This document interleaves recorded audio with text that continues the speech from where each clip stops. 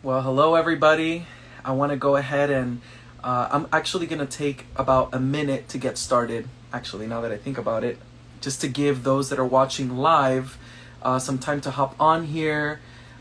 So if you're watching this after it's posted, I want to encourage you guys to just kind of fast forward about like a minute or a minute and a half. So that way you don't have to sit there watching me waiting for a few people to come on. But as you guys hop on here, I want to just say hello to you guys and welcome you guys, and feel free to invite somebody to connect or share this with somebody. You can send it by direct message, and that way they can join us.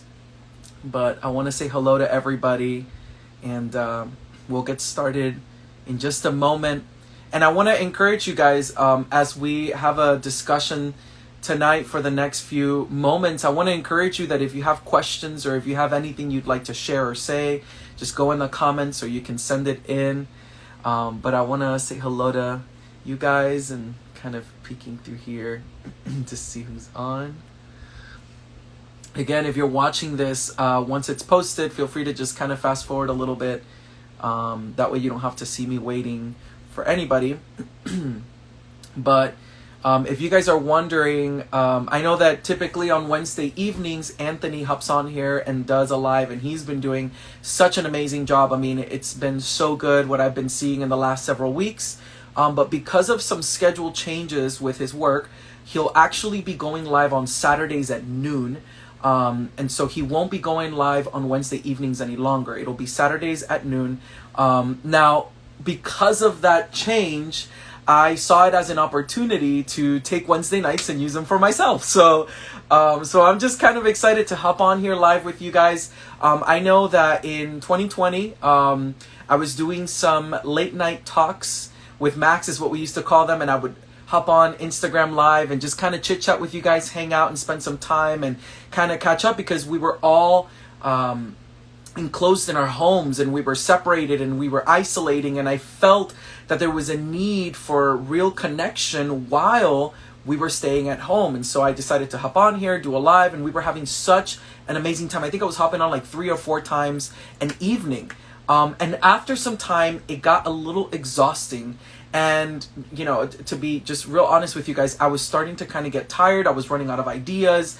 And I was like, you know what? I think it's time for me to kind of take a break. Alongside that, there were so many changes that were taking place with the church, and we were transitioning. We had just planted a church in April of last year, and of 2020. And after planting it, it became a challenge for me to stay on here live. You know, we started transitioning from a yard into a building. We had to go through some renovations. So there were so many different things that were, different elements that were kind of rising up, that I was getting a little exhausted. And I had made the decision that there were some things I needed to put to the side for just some time. And going Instagram live 3 or 4 times a week was one of them. But through all of those different things that I had undergone, there were so many different changes and so many different transitions that have taken place in my life and in our church ever since.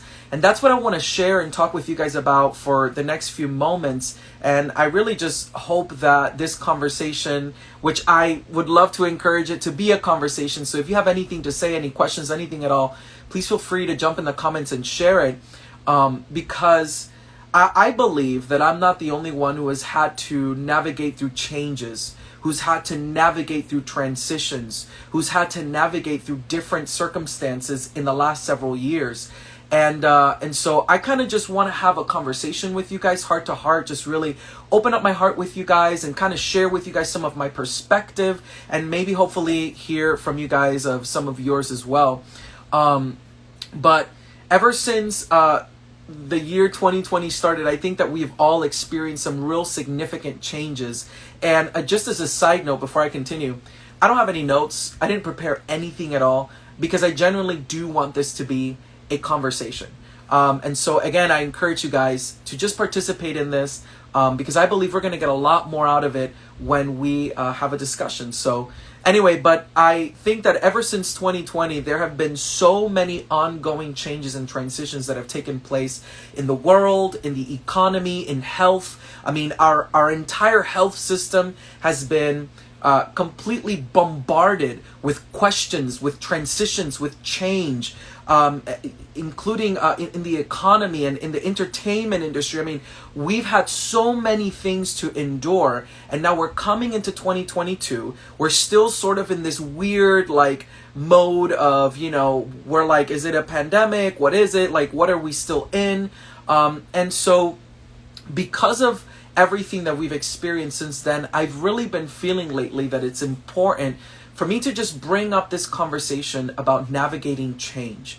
And I want to talk about this with you guys because I think that we are all going through it. We've all gone through it in one way or another, whether we've transitioned from relationships, from friendships, from living in one place to another, whether we've transitioned economically, whether our health has been affected. I think we've all experienced some sort of change in the last 3 years. And some of us even maybe in the last year, maybe in the last weeks, we've experienced some changes. And not just the changes, I don't want to just talk about the external changes and navigating those things.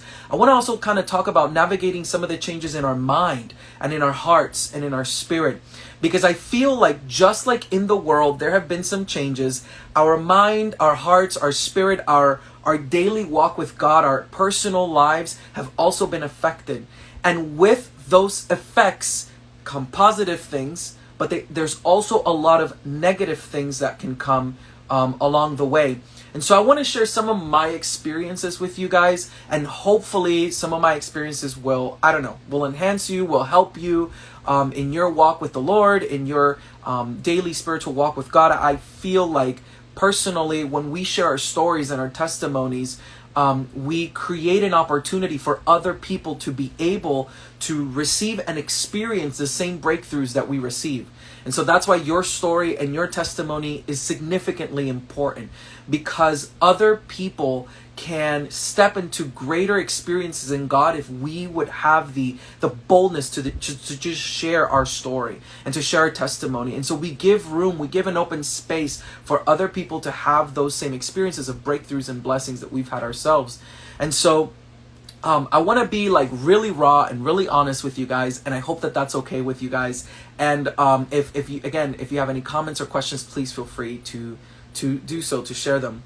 But I want to kind of rewind a little bit to let's start from year 2020, because ever since then, let's start from 2019 December into 2020, because ever since then, although there have been many changes externally, in my personal life there have been many changes personally and mentally and in my heart and spiritually and in my understanding.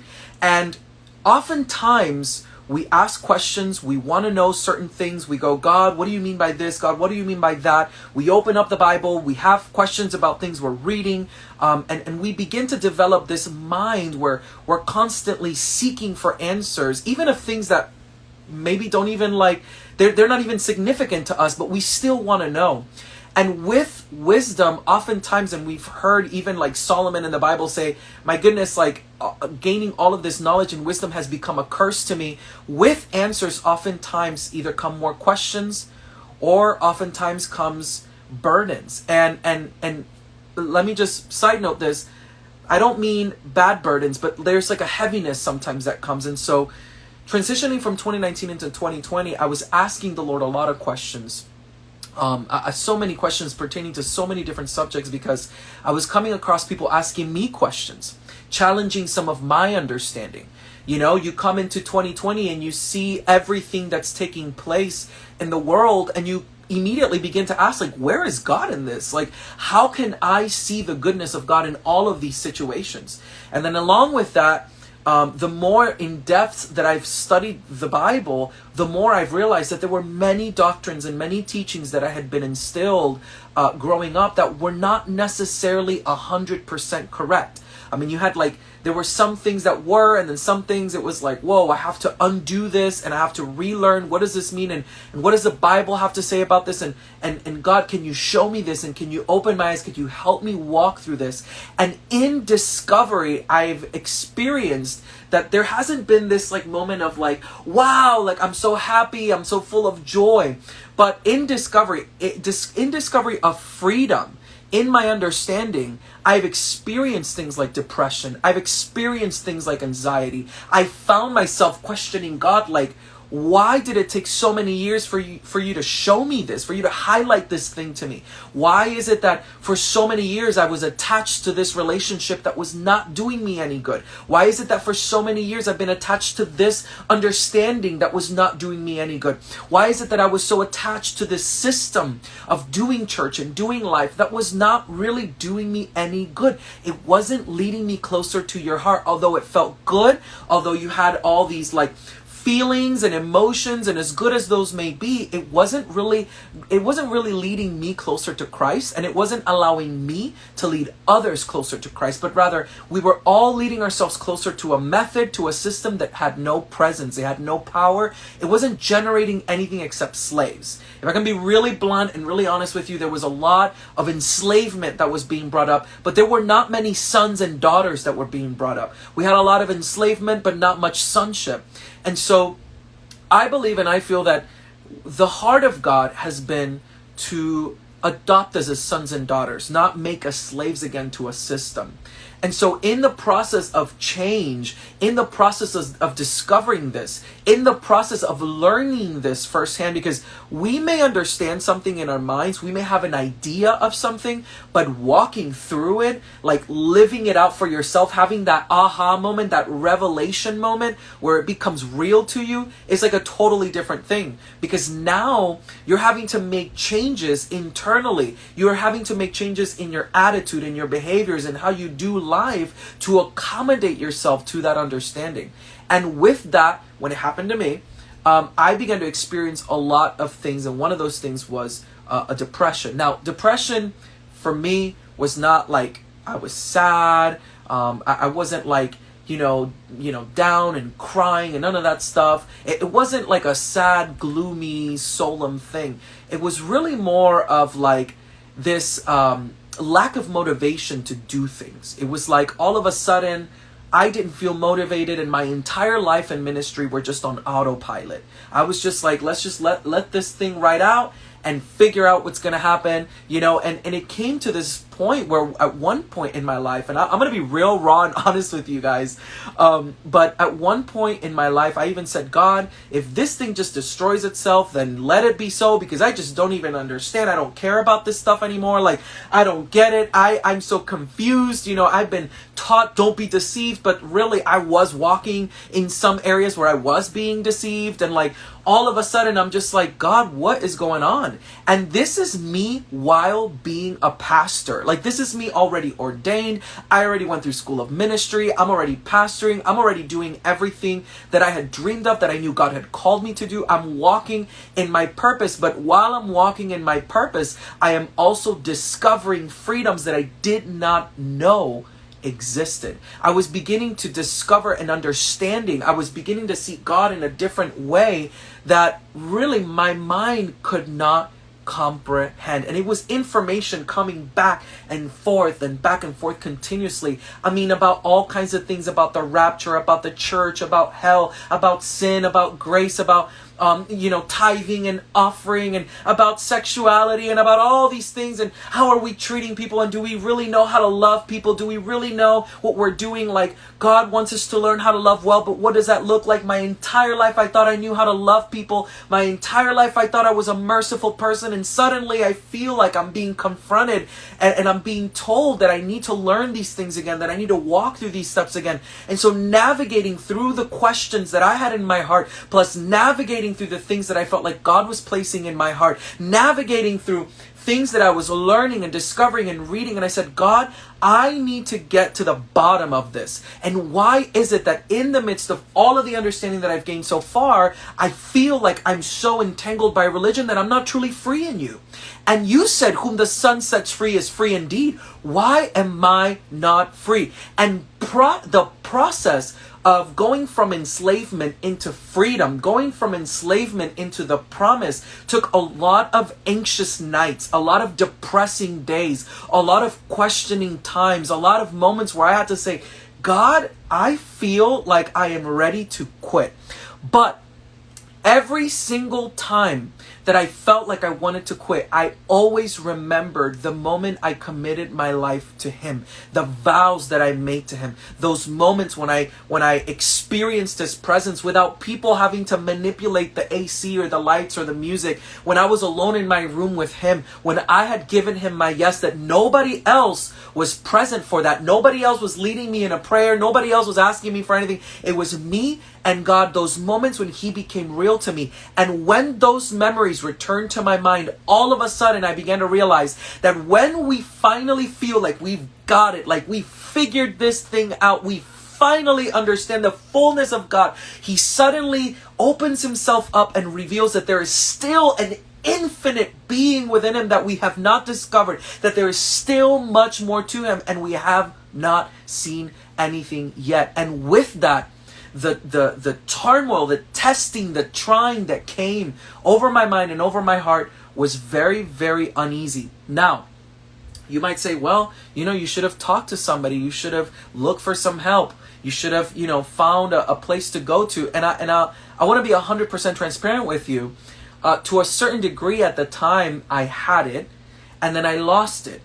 And then when I lost it, I walked away from something that was no longer edifying my life. It was no longer a place where I was growing. It was no longer a place where I could bring my challenges and my questions and find some sort of venue by which I could receive a response. There were so many changes and so many things that had to take place. But in that process, being bombarded with all these different things, later on, as things continue to evolve, and I still have more and more questions coming up and more challenges in my mind, I find myself in a place where I have nobody to talk to. I felt like there was no other pastor that would be able to relate with me. I felt like, I can't come to just anybody with these questions because I don't want to confuse people. I don't want to lead people away from Jesus. I don't want to lead people from valuing the Bible. I don't want to lead people away from sound doctrine because of my questions. So all of a sudden, I find myself again in the secret place with the Lord, saying, Father, we need to figure this out. Now, it's funny. I say we, really, I need to find Him, and in Him I figure all things, right? But in that process, it wasn't like He was enough for me. And suddenly, I had to go back to my first love and fall in love again with the person that I met at the very beginning, And so, anyway, as I'm going through these processes, I'm realizing it is not easy to transition my way of thinking. Now, not only are things transitioning in my mind and in my heart, not only is my walk with the Lord transitioning, the world is transitioning. Like all these crazy things are going on out there. Every day you see some bad news. You turn on the news and there's always something negative, something wrong going on. There was the pandemic, and then the riots, and then wear a mask, and don't wear a mask, and get the vaccine, and this and that. And it was like all of these things going on. It was like these thoughts just bombarding us. And I don't even watch the news. Like, you open Facebook, you open Instagram. It's like the social media platforms that were an escape for us to get away from the bad news and just enjoy and connect with the world, suddenly was also being bombarded with all of this just, I was going to call it this demonic, it really is just all this demonic stuff and just bad news time and time again. And I suddenly realized there's just nowhere I can go that there's not something bombarding me.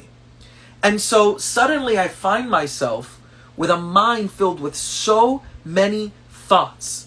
And I had to make a decision as to whose voice I was going to listen to. And this is why I love when Jesus says, my sheep hear my voice, and we follow Him. We follow Him by hearing His voice. And so that was one of the first things that I had to sit down and practice, was quieting my mind, quieting my soul. And I'll tell you this, it is not an easy thing. I'm not going to sit here and lie to you and tell you it's the easiest thing in the world. It was very difficult. It was very difficult because, you sit down and your phone just, lights up and there's a notification and the phone doesn't stop buzzing and the calls don't stop coming and the text messages and then you shut your phone off, you put it away, and it all of a sudden your mind is still like, I wonder if I have gotten a text. I wonder if, I'm receiving a phone call. Like, my body, I think, is feeling the notification, even though I don't have my phone. Like, all these weird things begin to occur. And then suddenly I'm sitting and I'm trying to quiet, my mind, trying to quiet my heart and my soul, trying to just, sit still. And suddenly I'm thinking, maybe I should open up the Bible. Maybe I should open up a book. Maybe I should do this. Maybe I should do that. Suddenly I remember all of the things that I forgot about the week. I forgot to call this person. I forgot to text that person. And so, suddenly all of these things begin to come up. And if it's not that, it's that I'm hungry. It's that I'm thirsty. I got to use the bathroom. Oh, my dog this. It's like all of these different things. And so to try and to quiet your mind and quiet your heart takes a lot of practice. I mean, even monks who are not Jesus followers, who are practicing an entirely other religion, will tell you that to quiet your mind, to quiet your heart takes real serious discipline. And we see it in the life of Christ. We see that it took serious discipline to withdraw from the crowds, to get away from all of the noise and be with the Father. Because had he stayed with them, had he neglected his lonely time with God, he would have found himself driven by the opinions of the crowd, by the opinions of the people, by the criticisms of the Pharisees and the religious leaders. He would have found himself vulnerable to all of the different things that were coming into his mind. I mean, think about this. Jesus not only heard what they had to say, there were moments where he heard their thoughts. He perceived and discerned and heard the thoughts of the religious people that were around him. I mean, talk about being bombarded with a whole bunch of different things. Jesus is literally like bombarded not only with the things he's hearing around him, but with the thoughts of other people. And so to quiet your soul and to quiet your mind and to take the time to say, you know what, I need to withdraw from all this stuff. I need to withdraw from all the noise before I choose to do anything, before I lash out on somebody, before I land myself on a decision, before I do anything. I need to just quiet things down and be with him and hear my shepherd's voice again is a serious challenge. But it is a very important one to take. You cannot reject. You cannot walk away from the challenge of silencing the noise and listening for your shepherd's voice. When you hear the voice, you will recognize it and you will follow it, because instinctively it has been placed inside of you to follow your shepherd's voice. Do not doubt the voice. Now, I want to just highlight something to you guys that came into my mind, because in navigating change, there are so many challenges, and I just want to point something out to you for those of you that may be questioning, like, okay, well, since we're talking about navigating change, and for those that are coming on, because I see that there's a few people coming on, I want to encourage you later on, once this is done, go and watch this from the very beginning, because there's like so much that you've already missed, but I still feel like you're going to get something really good out of this, so don't go anywhere. But there's a story in the Bible of when Israel was being delivered out of Egypt. And most of us are aware of this story. You almost don't even have to be a Christian to know this story. But there's a story of the Israelites being delivered out of Egypt into the promised land. And God comes through a burning bush, calls Moses, and says, I want you to go and set my people free. I want you to go to Pharaoh and tell him to let my people go. And so he goes back, after fighting with God, he goes back.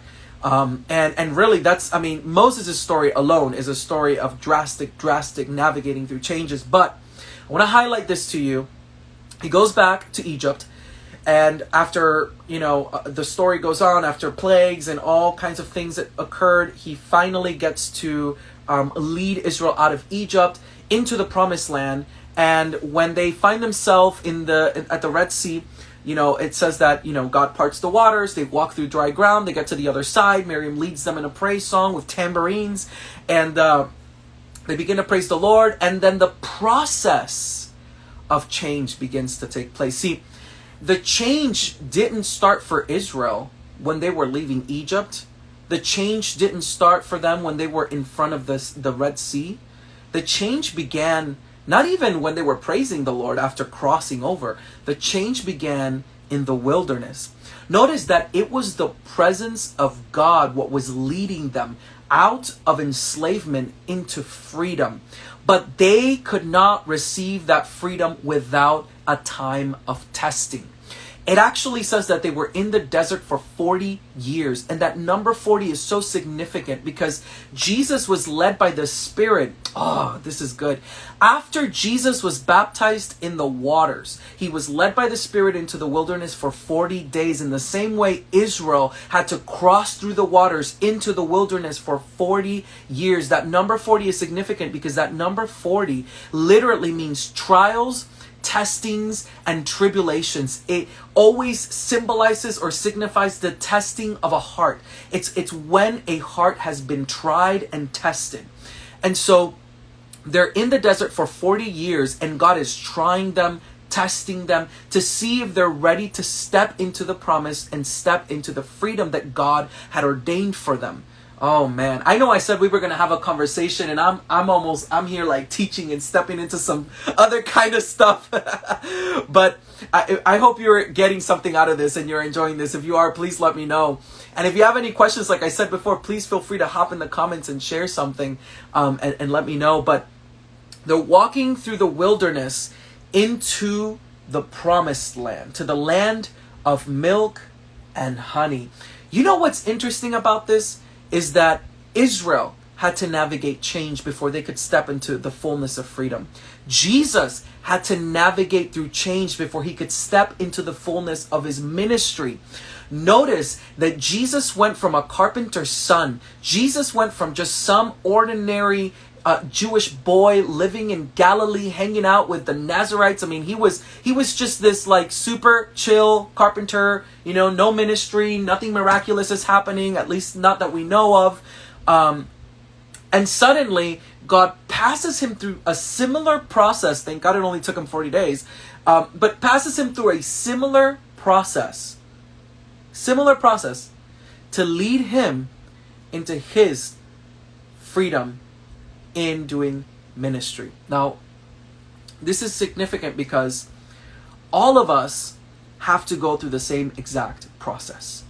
And learning how to navigate those seasons, those times of change, will only come from the presence of the Lord. It will only come by hearing your shepherd's voice.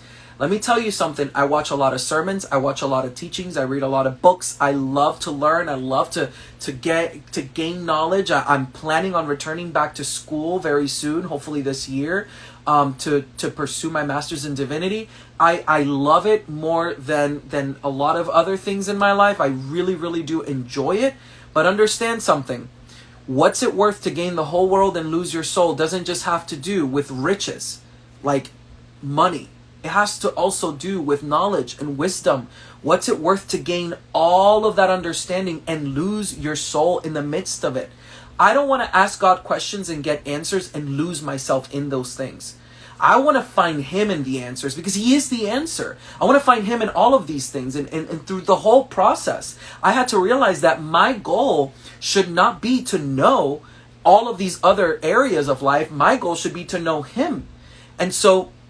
But I had to learn how to distinguish these things. And so Israel goes through the desert and God is testing them. Will you choose me, your liberator? Will you choose me, the one who delivered you out of Egypt? Will you choose me when you are not in enslavement? Will you choose me when I provide manna from heaven? Will you choose me when I provide meat that will literally come out of your noses? Will you choose me through this entire process of me taking care of you, of the clothes on your back never growing small on you, of me providing everything that you will ever need? Will you continue to choose me? Because in reality, he is the promise. Now notice this. The process that you walk through in navigating change is to discover him. When you discover him, when you trust him, when you rest in him. Notice something. That when they went to see the promise and there were spies that were sent over, there were only two people, Joshua and Caleb, who said, we've seen the promise, we can overtake it. God's word is that belongs to us. We believe the word of the Lord. notice that they discovered something that the rest of the spies did not. They discovered the value in the word of the Lord. And what I love about this is that Jesus is the living word of God. They discovered God in the midst of the process. Meanwhile, the rest of the nation were so focused on the milk and honey that they missed out on the promise. That's amazing. They thought the promise was a location when in reality the promise was a person. And so through navigating change in economy, in our health, in our mind, in our spiritual walk with the Lord, we must discover Him. Jesus is the same forever. He's the same yesterday, today, and forever. But my friend, Jesus' ways of expressing, Jesus' ways of communicating, Jesus' ways of working have changed time after time after time after time through every generation. We see it from the scriptures up to this day. And our job is not to be hung up on how He used to do it. Our job is not to stay stuck on something that we used to call normal, but it is to transition with the change. And in that navigation, I don't neglect the fact that the challenges of things like depression and anxiety come, where our mind can hardly take it. But listen to me very closely. I want to just put hope into you for just a moment, that if you are facing it, it's because you are enough. If you are facing a giant, it's because you have the right tools within you to be able to defeat the giant. If you are facing depression, it's because God has already seen you on the other side of it. I said something on Sunday and I want to reiterate it to you again. We think that the greatest miracle is to be delivered of depression, and that's great. That's amazing. Praise God for it if you experience deliverance from depression. But really, a greater miracle than that is to go through the depression and God be present in it and He give you the grace to be able to overcome it. I mean, there was a moment when Paul came to God and said, God, I have this thorn on my side. I have this thing that it is a struggle in my life. Can you do something about it? And God didn't even take it away. God was like, I've given you the grace to overcome it. I've given you the grace to be able to get through it. I'm not taking that thorn out. I'm giving you grace. I'm empowering you instead. Instead of taking you out of the battle, I'm going to give you the proper sword and the proper shield to be able to get through the battle. And so I don't want you to look for a way to escape the storm, for a way to get away from it. Like, I'm praying for the storm to cease, but it's not happening. Maybe God's not listening to my prayer.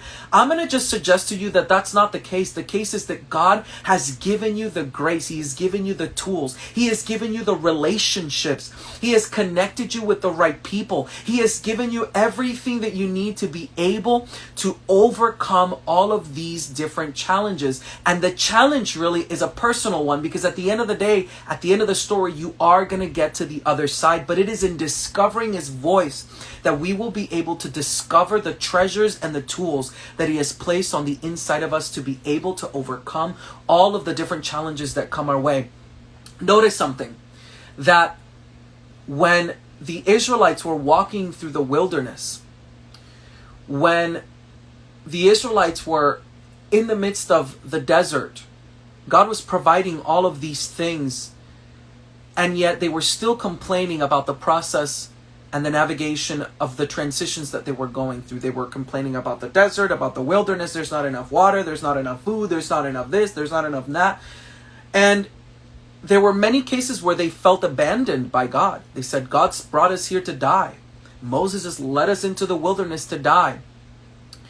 But wilderness, deserts, are not signs that you are about to die. Deserts and wilderness is a sign that you are close to your promise. Deserts and wilderness, dry seasons in life, don't mean you're headed in the wrong direction. It means you're headed in the right direction. God had to walk them through that to be able to get to the promise.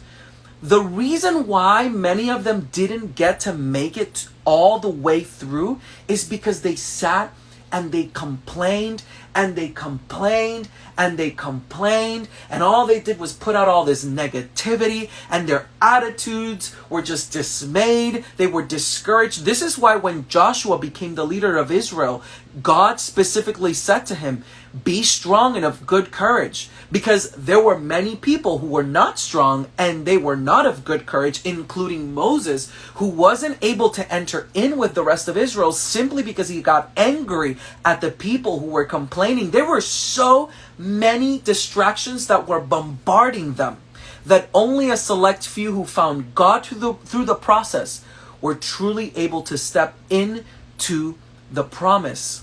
Wow, that's good. I want to see what Joyce said here. She said, wow, so good. I think usually it feels opposite. Like we did something wrong and so we're in the wilderness. Yeah, that's exactly true. That's usually what ends up happening, is we walk through these moments where we feel deserted by God. And you know what's interesting about that is that that's when God is the closest. Because it was God who led them through the wilderness. It was the Spirit of God who led Jesus into the wilderness. There was a fire by night and a cloud by day. I mean, there was literally food falling out of the sky. Like there was all kinds of miracles taking place. That was the closest God had ever been with man. And they felt far and abandoned. I want to just propose to you for just a second that maybe the problem is not with what's going on in the world. Maybe the challenge is in our own mind. It's underneath our skin. And the tools that we are using are not tools for the world, but they are tools for us. Oh man, I find myself so many times where God gives me a word, God gives me a gift, God gives me something, and I take it and I use it for somebody else. I think that, oh, this word is for them. Oh, this gift is for me to minister to them. Oh, this thing that God's given to me is not for me, it's for them. And you know what? Yes, there are many things that are for other people. But my friend, God doesn't just give you as his son or daughter a gift for someone else. He also gives you gifts for you.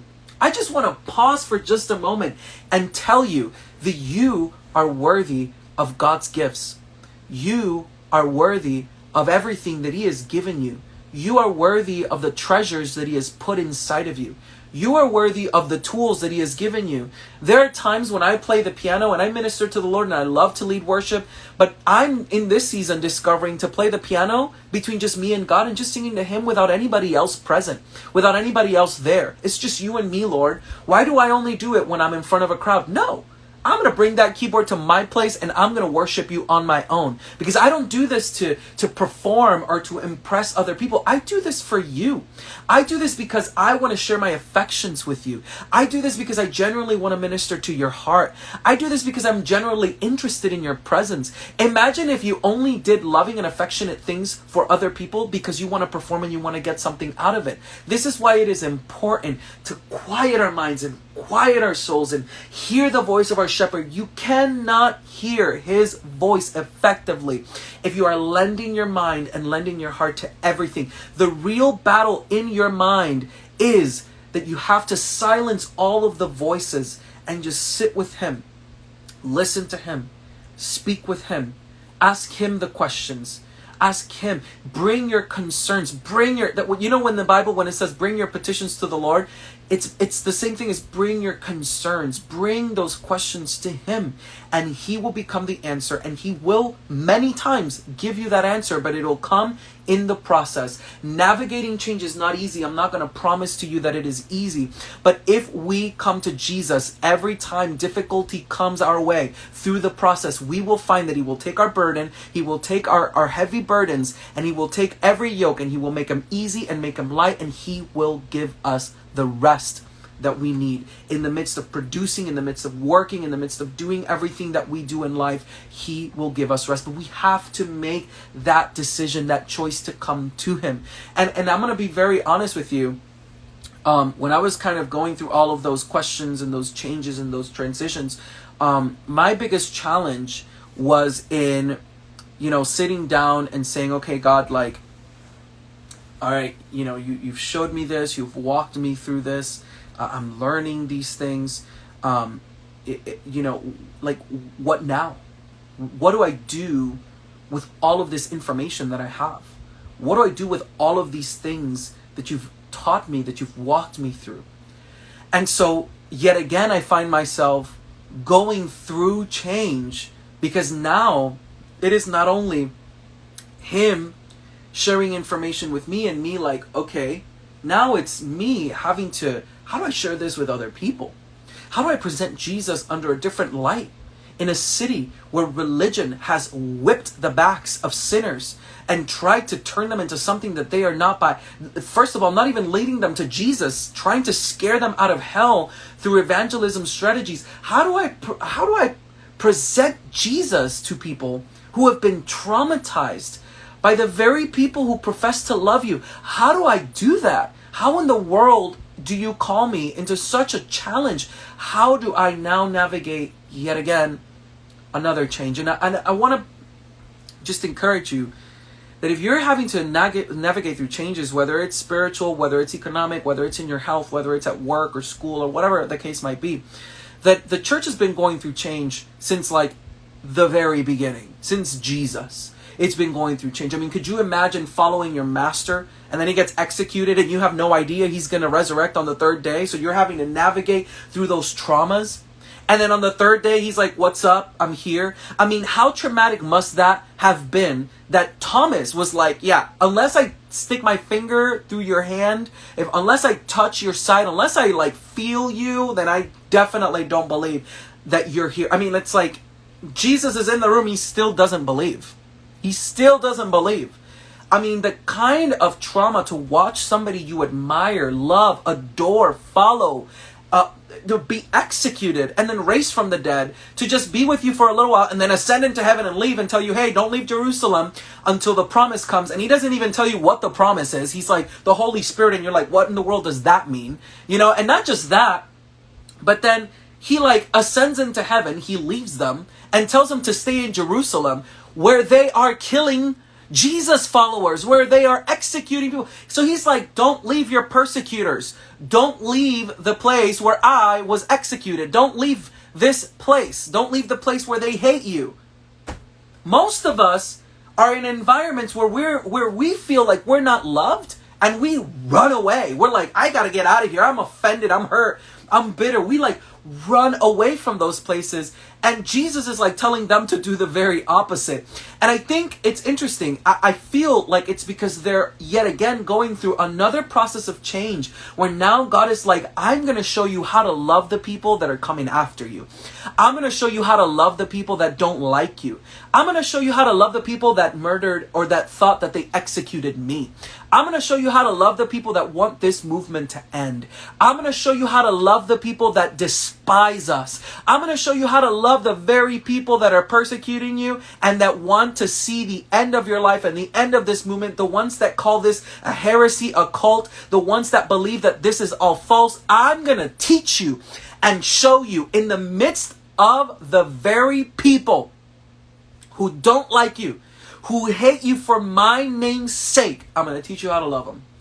And not, better yet, I'm not just going to teach you by ways of intellect. I'm going to give you my spirit, and you are going to be witnesses of my radical love. And those people's lives are going to be changed and transformed, not because of words or speech, but because of my spirit and my presence. And then he says, but get ready, church, because you're going to keep going through change.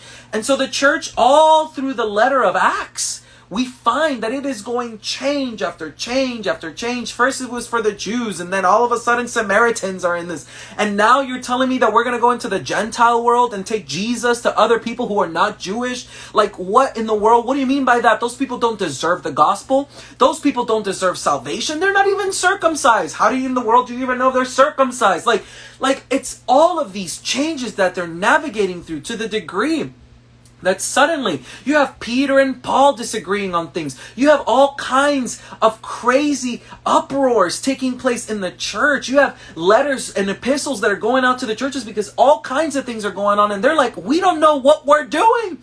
We don't know what we're getting ourselves into, but we know that the Spirit of God is here. We know He's leading us. We know He gave us grace. We're just doing our best. And I want to encourage you that just as you are doing your best, I believe that the Spirit of God is leading you. And He says to you tonight that you are enough and that He has given Himself up to you for you to trust in Him and rest. That just like they had to navigate through changes and figure this whole thing out, in the same way you're trying to navigate through changes and figure this thing out, He has given you His Spirit, and He says to you tonight, you have more than enough because you have God.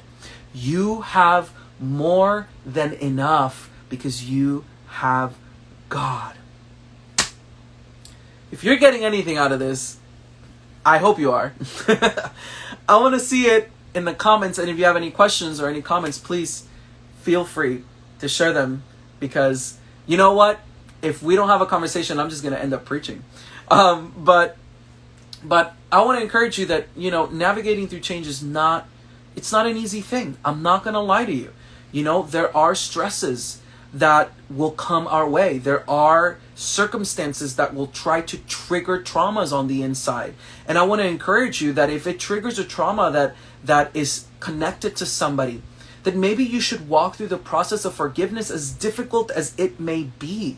But forgiveness is such a significant way for you to break out of the bondage that you might feel on your shoulders. If you want to feel the heaviness lifted off of your shoulders, then maybe there's just somebody you have to forgive. And the power of forgiveness is to say, I release them. I release that debt. God, you already paid the debt. I release them. They are not in debt to me. I let them go. I let the situation go, and I'm ready to move on. Because in order to navigate through change, in order to step into the next season of your life, into true freedom and into the fullness of His promise for your life, sometimes you just have to do that. For bitterness to be released out of your life, for resentment to be released out of your life, sometimes you have to make that decision to say, you know what, I forgive him, I let him go. God, I put him in your hands. It is finished. Forgive them, for they don't know what they do. Just echo the words that Jesus declared on the cross, and you're gonna see and feel a freedom. Listen, every time they cross your mind, every time the situation crosses your mind, every time that moment comes back to your thoughts, is a great opportunity for you to just do it again. Just forgive him again. You go, but I thought I let this go. Just do it again. That's it. But I thought I forgave him. Just forgive him again. It's just that simple. I don't want you to stay stuck where you're at in life simply because you're having a difficulty in letting a person go, or letting a situation go, or letting an offense go, or letting bitterness go. Don't stay stuck for anybody. They are not your masters. For as long as you hold on to them, they will be your masters. You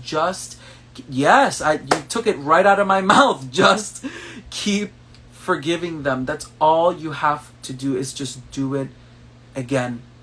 Navigating through change can be a serious challenge. It can be a difficult challenge.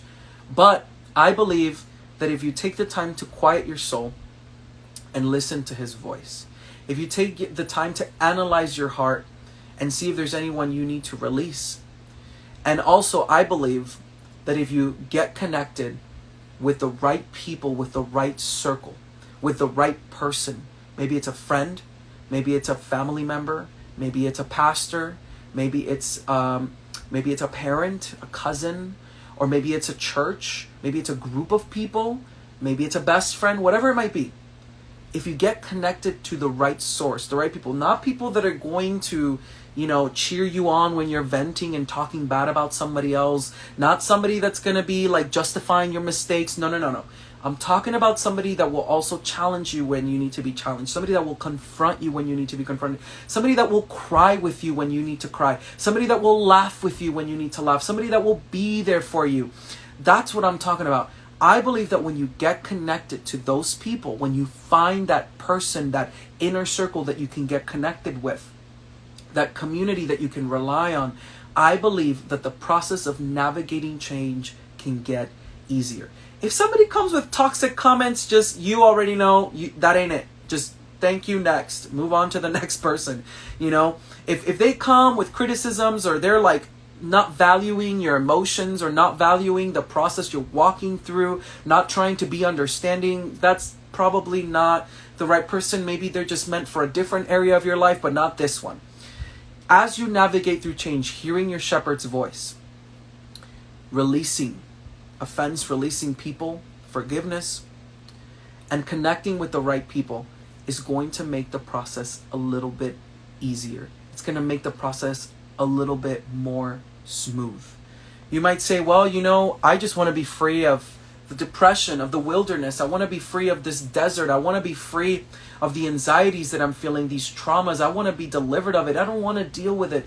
Look, I can pray for you, and I believe, I have so much faith that God can definitely set you free of those things. I've seen it happen with other people. But I've also seen that the righteous are not forsaken and that God's children don't beg for bread. And so, because I have seen that, in the midst of hunger, I've seen God provide. In the midst of needs, I've seen God provide. In the midst of weakness, I have seen God strengthen us. I believe that whether you get delivered or not, God will still see you through the process, and He will give you the grace to overcome and to get to the other side. But the most important part of the process is silencing the voices, silencing the opinions, like Joshua and Caleb did earlier. Like I said, silence the voice of the other spies. Ignore all of that stuff and pay attention to the word of the Lord. What did God say He would do? That's what He said He would do. Then that's what I'm going to trust in. That's what I'm going to rest in. That's what I'm going to rely on. I want to finish with this thought. And again, if you have questions or anything you would like to share, I'm glad to hear that this is, speaking to you guys. I really am, and it speaks to me too. But before I finish, I want to close with this thought. All throughout the Old Testament and even in the New, but I want to just highlight the Old Testament for a second. We find that every time a king needed direction or leadership to overcome a battle or to overcome an enemy, or to step into a word that the Lord spoke previously, or to preserve what God had given them, they always went to a prophet, a seer. They always went to a minister of the Lord and asked, what is the word of God? And it was the word of God what gave them the faith to be able to overcome and to receive what God had promised and step into the freedom that God had declared for them from the beginning. I say that to say this.